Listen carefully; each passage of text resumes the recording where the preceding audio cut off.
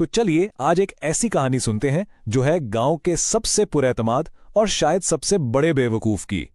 भाई, जिंदगी में कभी कोई ऐसा बंदा टकराया है जो हो तो हर बात में गलत, लेकिन उसका एतमाद ऐसा हो कि बंदा खुद सोच में पड़ जाए कि कहीं मैं ही तो गलत नहीं समझ रहा। तो आइए मिलवाते हैं आपको महेश से, गांव का वो अजीम दानिश्वर जिसका मानना था कि ये जो जमीन घूमती है ना, ये इसलिए घूमती है क्योंकि वो हर सुबह जागता है। जी हाँ, आपने बिल्कुल ठीक सुना। अब महेश भाई का सीन कुछ ऐसा था कि गांव में कोई भी काम हो, उनके पास तजर्बा हो ना हो, एक अदद राय जरूर होती थी, और वो भी ऐसी पक्की कि तौबा। कहते थे तजर्बे की क्या जरूरत है, अपने पास एतमाद बहुत है। और सच में वो बहुत ही ज्यादा था। तो हुआ कुछ यूं कि एक दिन महेश ने पोल्ट्री का माहिर बनने का फैसला किया। गांव वालों को इकट्ठा किया और एक ऐसा शानदार मंसूबा पेश किया जिससे मुर्गियां दुगने अंडे देने लगती। तो सुनिए जरा उनका लाजवाब आइडिया। कहने लगे, बहुत आसान है, हम हर मुर्गी पर एक अंडे की तस्वीर पेंट कर देंगे। मुर्गी जब देखेगी तो मुकाबले में आकर खुद को साबित करने के लिए 2 अंडे देगी। सारा गांव तो एकदम चुप हो गया, लेकिन महेश अपने आइडिया पर डटे रहे। और नतीजा सिफर, एक भी फालतू अंडा नहीं मिला। उल्टा मुर्गियों ने वो एक आध अंडा देना भी छोड़ दिया, और एक मुर्गी तो गुस्से में आकर महेश के पीछे ही पड़ गई। बस उस दिन के बाद से गांव वालों ने कह दिया कि भाई महेश मुर्गियों के करीब भी नहीं जाएगा। मुर्गियों वाले शोबे में नाकामी के बाद महेश ने मौसम का हाल बताने का काम संभाल लिया। तरीका बड़ा साइंसी था। अगर बायां घुटना दुखे तो मतलब बारिश आएगी, दायां दुखे तो तूफान, और अगर दोनों घुटनों में दर्द हो तो समझ जाओ कोई त्योहार आने वाला है। एक दिन उनके बाएं घुटने में दर्द शुरू हुआ। पूरे गांव में ऐलान कर दिया, बारिश आने वाली है, तैयारी कर लो। लोग बेचारे भाग दौड़ करने लगे। लेकिन बारिश आई पूरे 3 दिन बाद। जब लोगों ने पूछा तो महेश ने बड़े आराम से कहा, भाई पेशगोई के लिए सब्र भी तो चाहिए। फिर आया सोशल मीडिया का जमाना, और बस महेश भाई ने भी इस बहती गंगा में हाथ धोने का सोच लिया। फौरन एक चैनल बनाया और नाम रखा महेश सब जानता है। अब जरा चैनल की खास बातें भी देख लें।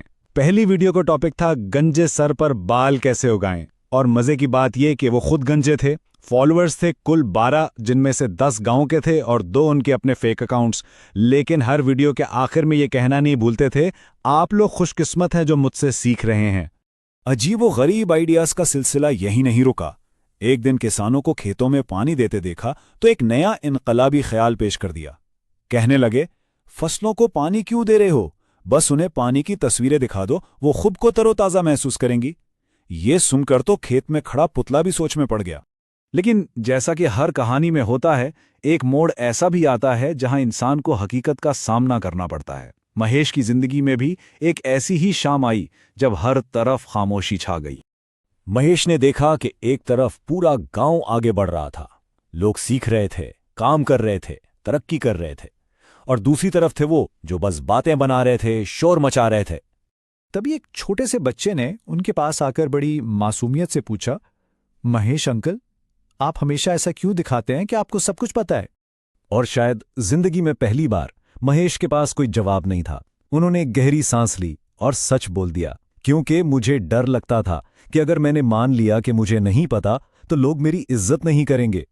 और बस यही वो लम्हा था जहां से महेश की असल कहानी शुरू हुई, जब उसने वो 3 जादुई अल्फाज सीखे जो उसकी जिंदगी बदलने वाले थे। मुझे नहीं मालूम। अब वाला महेश बिल्कुल अलग था।